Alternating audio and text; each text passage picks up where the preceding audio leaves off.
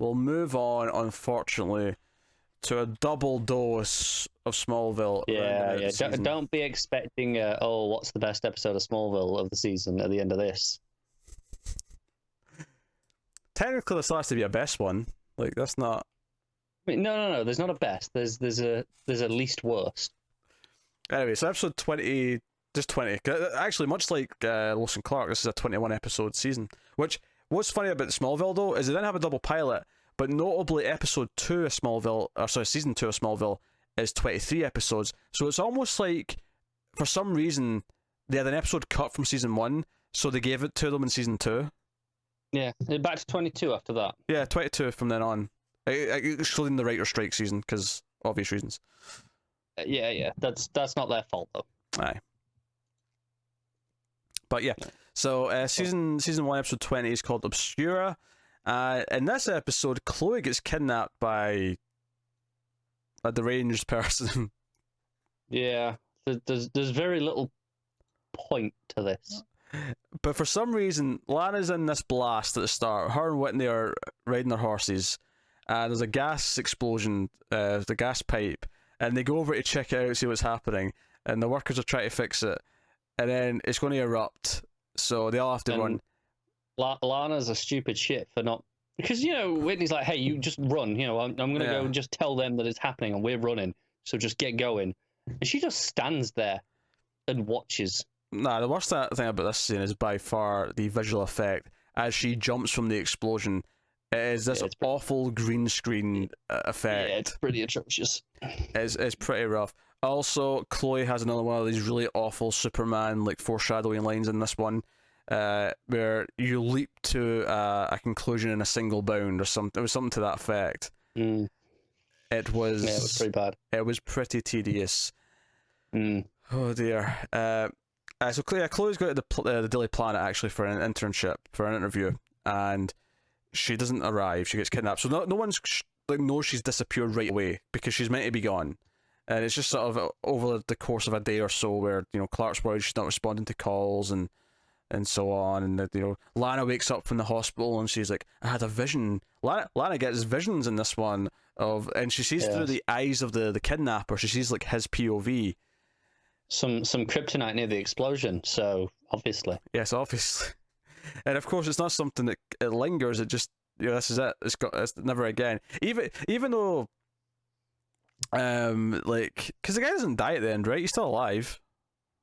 Or does he die? Maybe he does die, because he sees Clark's powers, he must die.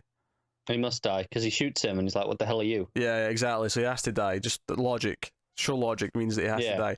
I don't actually remember the scene of him dying. Nor do I, amusingly. But he must do. But yeah, so that do you know what? I always feel bad for the first episode when we do 2 episodes like this back to back, because I always have more of a struggle remembering what the first one was about. Is this the one with the Lex plot with Jonathan? Is that in the other one? No, that's this one. Yeah, where he gives him the check. Yes, for the thing that happened an episode or 2 ago. Yeah, when the other person you were trying to get back at Lex and dumped all the Lex got toxic waste in the field and killed all the cows. I actually really like the scene, where he comes into the kitchen and he's like, "Hey, look, here's the check," and Jonathan and Martha are like, "Hey, this is a lot," and Lex is like, "No, it's not. It's the exact value. I'm not insulting you." And Jonathan shakes his hand for the first time, and I'm like, "Okay." And then that's actual growth. And then they throw it all away about 2 scenes later. Yeah. Like I said, I like the start of this, but I genuinely think this makes sense to finally progress this. Because the reporter dude that's kind of begrudgingly working with Lex tells him about where the meteor's landing. This crazy guy's like, oh, I saw something that changed direction. So there's a ship landed that day. So he's digging up the area where all the meteors crashed, and this makes Jonathan really suspicious because it's about because he knows that's where Clark's ship landed, and he says, I can't take your check, and he goes to Jonathan, gives basically. It back. Yeah, pretty much. That's the whole thing. And Clark's there just like, what just happened? Because he wanted a new tractor. He was pissed that the tractor keeps breaking down. I'm with him. I mean, hey, money. Get the damn tractor. He smashes a dent in it, which is great. I love Jonathan's raise. Like, hey, Clark, don't smash the machinery about there. These days, cosmos like that. But as Clark puts it, this thing breaks down more often. We spend more time fixing it than we do riding it. Yeah, it's a piece of shit machine. Yes. So. I guess for most tractors, though, I think tractors are kind of just piece of shit. Yeah. It's just. I'm trying to think of anything else happened in this one worth talking about. I can't think of anything. It's a really uneventful episode. Because they spend the first half like looking for what Chloe's sort of missing, and then they all agree she's missing. Her dad's worried. They bring in the cops. One of whom, the red herring cop, not the one who turns out to be the kidnapper. He's from Battlestar Galactica, so I knew his face. Okay, cool. And that's all fine. And then Clark finds Chloe buried alive, and punches the ground and just pulls the coffin right out of the ground. Which is a fun idea. It's a fun visual. We'll give it that. Yeah. And then she's all happy that they saved her, obviously, and she kind of uses this to almost, I don't want to say blackmail him, but emotionally just cling to him. Lana is going outside, and Clark's going to go with her, and she's like, "Clark, can you stay here with me? I'm scared. I got kidnapped." And he's like, "Of course." And she's all happy she's getting attention. Yeah. So that's the thing. How's this episode end? Well, it ends because the killer comes after Lana because she said in an interview that she was getting visions. He knows that she can see through his eyes because she's been accurate, so he comes to kill her, and Clark has to come and save the day. Yeah, still can't remember how he kills him. I can't remember how he dies either, but I'm sure he does. I feel like I should check, because you're right, he must do, because he sees him. Well, because my complaint was going to be, if he doesn't die, then isn't Lana still going to get visions of his eyesight every so often, just sitting in his prison cell? You'd think. That'll be boring. Oh, imagine having visions and just wasting it on that. It could be worse. You catch him mid-wank. I'm sure if he's in prison, she's almost certainly going to at some point. What else has got to do? I don't think there's that much else to do in there. Well, go on then. Wow me with this conclusion. I'm trying to find it. I'm skimming. He's saving her. They're in the carnival. That's where they are. The guy's there with the gun, shoots him. This is riveting podcasting. I'm well aware of that. I'm well aware of this, guys. I know this is boring as shit. Get to the point, Connor. Oh, hang on. I'm watching it. You see it through Lana's eyes. Oh, the cop shooting down. Ah, the cop shoot. Oh yeah, because it's from the Vision POV, and you get the horrible shot of the CG bullet coming at the screen. Oh, I remember this now. Yeah, you're right. Yeah, you're right. Yeah. Okay. Yeah, I get it. Just kind of, we do have the horrible scene with Chloe in the barn afterwards as well. Is this where he finally asks her out? The dance? Yeah, I think so. Yeah, he finally asks her out because even Martha's like, "Hey, you can't keep waiting around for Lana. Ask Chloe out, you dumb shit." And then Pete's like, "Ask Chloe out, you dumb shit. I'm going with the hottest girl in class. Do you know how that happened? Do you know what miraculous new thing I tried? I asked her." And I'm like, Pete, you okay, you can be proud, but you're being a bit too smug right now. No, I mean, I guess when you're 3'5", you get to be smug about things like this. Whoa, what was that? I don't know, it just feels really short. You say that as if you're super tall. I'm perfectly average. Yeah, as am I. But I don't know, it just feels a bit harsh. I don't know. Maybe he's just around tall people, but he always feels really short. I think he's just normal. Yeah, I think it's just Clark or Tom Welling's, tall. No, it could be. He always feels really short. That's because he never has anything to do, and we never see him next to anyone else. Do you know what it is? He always looks about the same height as Chloe, but Chloe presumably will be in heels a lot of the time. So I think he inherently just looks shorter. It could be. Yeah. That'll be my guess. That was a bit harsh.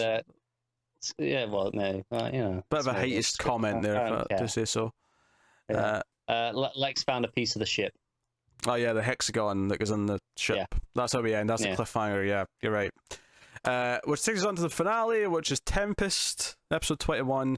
And I always remembered how this ends because it ends with this big cliffhanger with a tornado at the end. It's very much an episode of two halves. Yes. And Clark runs into a tornado to save Lana, and he promised Chloe, because Chloe was like terrified that he was going to leave her stranded at the dance to go and help Lana, because obviously we find out in this episode that Whitney's leaving to join the military. He's going off. Yeah, Marines. The Marines specifically. There you go.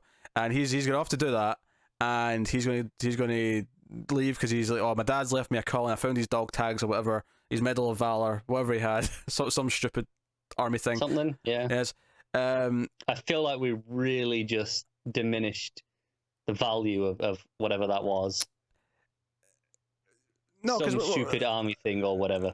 Well, I'm treating it with the respect that it deserves in this show, and how they just bring it up as a plot device where all of a sudden he wants to go join the Marines, when up until this point he has had zero inclination that he is even thinking about any type of life like that. No, it's true. And in the very episode that he leaves to do it, he's like, hey Lana, or maybe it was the episode before. See, this is the thing, they're blowing together. There's a picnic scene where he tells her that he's going to go to the Marines. Yeah, maybe that was last episode. It's hard to say because I watched them back to back. But me too. He's telling her this, and then Chloe thinks she's leaving because her dad loses the job at the plant because Lionel comes and shuts it down. A rather amusing scene, actually. Lionel shows up and then Lex like, hey, what are you doing? He's like, I'm just giving one of my usual speeches. Comes out and Lex like, look, they've worked hard. You better give them what they deserve. And he comes out, he's like, hey, you've all done a great job. Shame the management shit. You're all out of a job. The management being Lex, of course. Yes, exactly. So everyone hates Lex sufficiently, more so. Yeah. And so Chloe thinks she's moving to Metropolis, and Whitney's moving away. And I was like, oh, wait a minute. But Clark and Lana are being left on their own, and Lana's like feeling awkward. Like, Lana sees Clark kiss Chloe at one point, and she looks really jealous, and it's like, oh no, she's really into Clark now. And Clark's clearly still into Lana, even though he's trying to promise Chloe that Clark isn't allowed to do anything morally to get with Lana now, because he had a thing with Whitney, and Whitney was like, hey, just keep it cool for me. Yeah, look after like, yeah, cool. I got your back. Yeah. And so now if he does make a move with Lana, he's being a bit of a dick. Yes. I think he does come back once. I remember. No, I know what it is. He doesn't. The actor is back.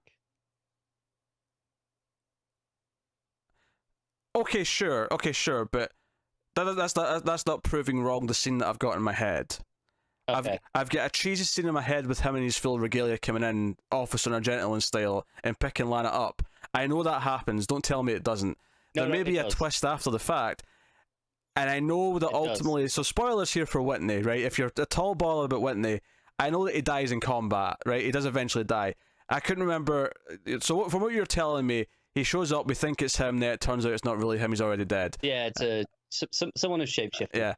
Yeah. Whereas I was thinking that he comes back for one episode, then we find out later on he's dead. Whatever. No, he's already dead. I vividly remember that one. For whatever reason, that's the episode. The point I'm making, though, is that conveniently he ends up dead. And then he's off the hook. Clark's like, yeah, okay, Lana's fair game now. Let's do it. Yeah. But yeah, so yeah, Whitney has that scene with Clark where he's like, and all throughout the episode we're hearing about storms. We're hearing about, it's gonna be a rough, stormy night. Night of the prom, or the spring fling, or the whatever the dance is. I don't know. The dance. It's not the prom, because they call it something else. They definitely call it something else. Something formal. Is that one? Spring formal, maybe. Maybe is it that one? Maybe that one. Can the Americans tell that we don't have any of this shit when we're growing up? I don't know. Spring formal, homecoming bollocks. I don't know. Well, I think we had a prom. I never went, but I think my school had one. Labor Day line dancing. I don't know, all the crazy things that I see on TV. Is that a thing? No, it's not. I made it up. Yeah. I'm adding to the list. The fact that I actually went. I mean, it could be. It says a lot, doesn't it? Halloween hootenanny. I'd be down for that one. That sounds like a riot.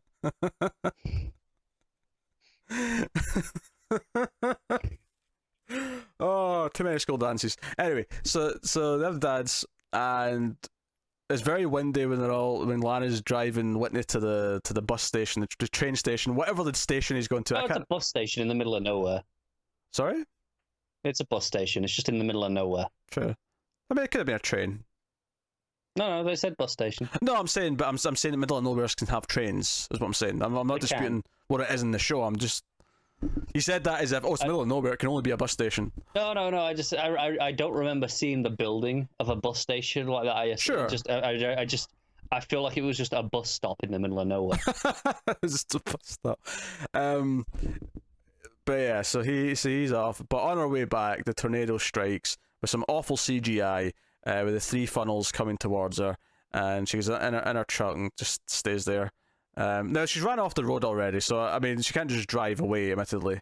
Yeah, and I mean better to be in the truck than out. Yeah, no, I guess. I mean I don't know if is it worth trying to run on foot from a tornado? It's that far away or that close. I don't know. I mean, I imagine they're a lot faster than you are. They are, but I mean, they might go in a different direction. Like if they're going here this way and you're going that way, you might. It's the classic, where in TV, cartoon when a tree's falling. Yeah. And they always run in the same. They don't just go to the side. They always try and outrun the entire length of the tree. In this scene, it looks like she's far enough away where if she's saying, "Okay, they're coming towards me roughly this direction," I'll go left. I'll run left. I'm not familiar enough with tornadoes to know if that's feasible or not. No, never been in the tornado country, I suppose. She might have the right idea of just, I'm not making it anywhere else. She might, the best I got. But Lana's been proven to be a really stupid character up until this point, so I think it's so fair we can't really trust the judgment. No, it's fair game to question her. So here's the thing: I'm actually completely okay with Remy Zero being the band at the prom. I'm okay with them cutting to the dance and the opening theme, what we hear. Somebody save me. I had a moment where I looked away for about 10 seconds before that happened, and then I just heard the music, and I was like, "Wait, did I skip episode? What happened?" Yeah. I was like, did I end up on the next episode somehow? And then I looked over, I was like, "Oh no, it was this." I forgot about that. Yeah. So there's and I'm okay with that. It's a fun thing to do in your finale. It's a cool little nod to your opening theme. As cool. My problem is, okay, so you have the shot of them singing it, and they have it playing throughout the scene, but then they have to start talking about it. It's like, oh, this band's really good. Yeah, Remy Zero. And then Pete's like, Remy Zero, woo! And then it cuts back to them singing some more, and then it cuts back to Clark and Pete talking, and I'm like, okay, you've ruined it. You've made it far too in my face for this to be just leave it there. Yeah, because the idea is fine, and I'm sure I've seen it done elsewhere. Yeah. It's fine. It's just leave it be, though. Don't draw attention to it. It's not subtle anyway. No, it's not. This is the thing. If you'd had the band there but doing a different song, that would have been more subtle, right? Because then people would go, "Oh, it's them, but you're not doing that song." Okay, I see what you're doing there. Mm-hmm. That's got a bit more to it. This is no, we're just singing the opening theme. It's fine. Yeah, I don't know. Yeah. But anyway, so Taylor's hit and Clark's like, oh wait, south of here, that's where the bus station is, that's where Lana's coming from. And then he Batmans out the scene ridiculously quickly, might I add, and he's surrounded by people. He's in the middle of a dance floor. Chloe walks away, takes like 2 steps, and then gets a feeling that he's already left and turns back. And he's already gone. Yep. But he's like, you're not going to abandon me, are you? Oh, you're already gone. Oh, what a surprise. Yeah, and then, we end with him running into a tornado and this whatever. There was another Superman foreshadowing line in this one that really bugged me. Oh, it was about his suit. It should just get classic black, and white, or should I go red? And Pete's like, no, don't get red. It's stupid. And Lana's like, oh, I think you'd look good with red. No, it wasn't that one I was thinking of. It was that one annoyed me. It was talking about Whitney putting on a suit and saving the world. Oh, okay, that one. Yeah, there was a couple, and. Yeah. I mean, it says, there's more than one. And they were all rough. They were all rough to varying degrees. Dear. I wonder if season 2 cuts down on that bullshit a little. I doubt it. I doubt it too, but maybe they'll find a way. They'll find a way.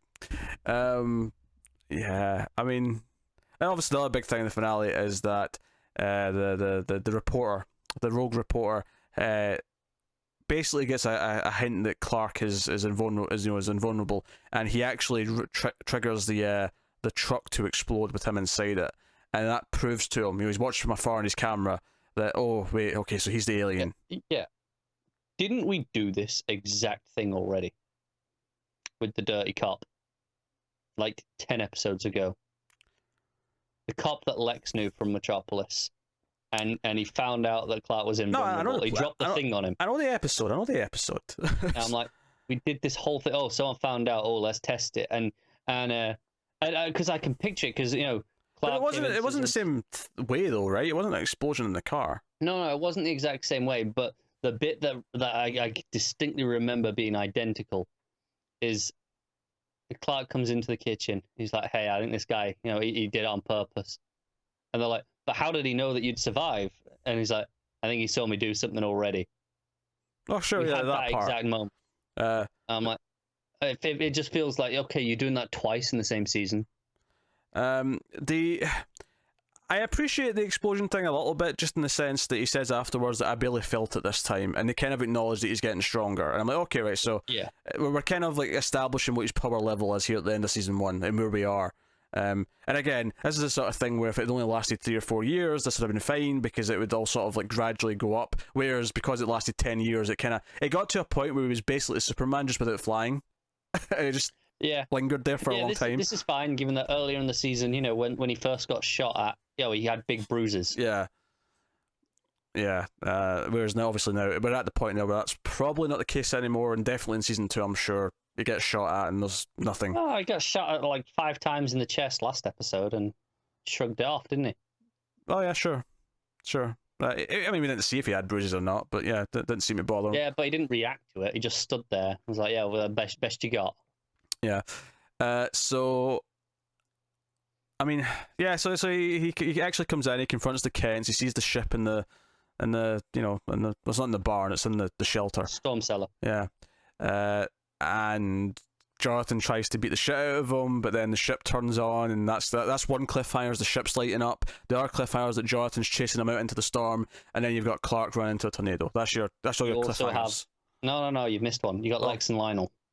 Oh, that's right. Yeah, during the storm, the mansion starts to fall apart, and Lionel's trapped they're under in a bit of a scuffle. Yeah, he's under a beam, and Lex is deciding whether or not he's going to try and save his father.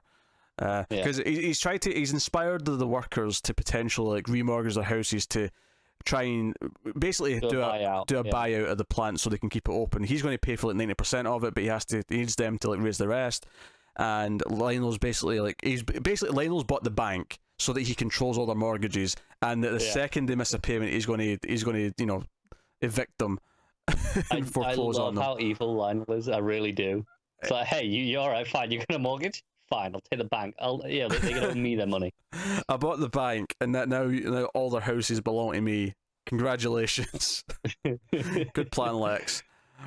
It's kind of fun, right? Yeah. So yeah, I like this cliffhanger in theory, because it's very much, Lex, whether or not he kills his father, is very much in keeping with his character. I know, obviously, I think we've mentioned before how this version of Lionel is very much a classic Lex from the comics. Yeah. I think I don't know about it. I mean, right down to him killing his parents and making his name, and that's a Lex origin in some cases. Yeah. Of course, though, it gets dragged out for a long time, and then Lex leaves the show, and Lionel's still around for a good bit of time, if I recall correctly.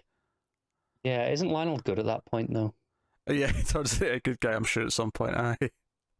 Yeah, I think I have vague memories of him being in prison and coming out as a good guy. Shaving his head. I remember his head getting shaved. He's not got long hair in the later seasons. We had to have him be Lex. No, I think he's good when he gets his head shaved. Oh, is he? I think so. I mean, I was close to it anyway. We'll get there one day. If he's not already good, he's a lot closer to being good than he is to the start of the show at that point. Okay. But hey, so that's that's the Smallville finale. Do you have a favorite episode of the season? Let me have a look, and I'll tell you what I think is the least worst. Because there's got to be some that we didn't hate. I mean, there was Let me see. I vaguely remember the B episode not being as terrible as I thought it was going to be. That's true. It wasn't good, but it wasn't the worst. But and as we said at the time, better than Arrow's B episode. Maybe the guy who could control you, make you kill yourself when he touched you. Hug. What about that episode? Yeah, that was all right. Jitters wasn't the worst thing ever, I don't think. Here's the problem, though. I feel like most of the worst things about the episodes are actually the subplot stuff with Lana and Clark, and I can never remember which one had what of that. No, that's true. So, I don't know. So, bon voyage, Whitney. You will not be missed in any capacity. No. We should take Lana with him. That is true. That is true. All right. Oh man, I was just looking at what the episode titles are for next year, seeing which ones do I remember. Just at a glance, and the first one, obviously, because it kind of picks up from the end of this. Is it called Fujit? No, it's called Vortex. It's because Tempest Fujit. I was going for it. And then episode 2 is called Heat, so I'm like, okay, that's the Heat Vision one, right? Yeah, well, that's the thing they did for the first 3 seasons, is that there was always an episode in the first 5 or 6 where you got a new power, but then after 3 seasons they went, shit, there's not really that many powers left, so they went a couple of seasons without, and then they got super breath in 5 or 6, and then that was basically it until the end of the show. I'm just glancing. We got a red kryptonite one. Oh yeah, I remember that. That was a big 2-parter, if I recall. I don't know. It's just called Red. It's just one episode 4. Oh no, the 2-parter I'm thinking of is the end of the season. You're thinking the end of the season. Yeah, because it starts season 3, and he's already, because he chooses to take the red kryptonite at one point. He does. Yeah. No, I remember now. Yeah. Oh, the kid from a few episodes ago is back. The mind reading kid. Oh God. Yeah. God, why? Oh, we get into all the Native American stuff. Oh no! Oh no! Yeah, and the cave. That's all coming up. All right, that's it. We're done. That's Smallville. Yeah.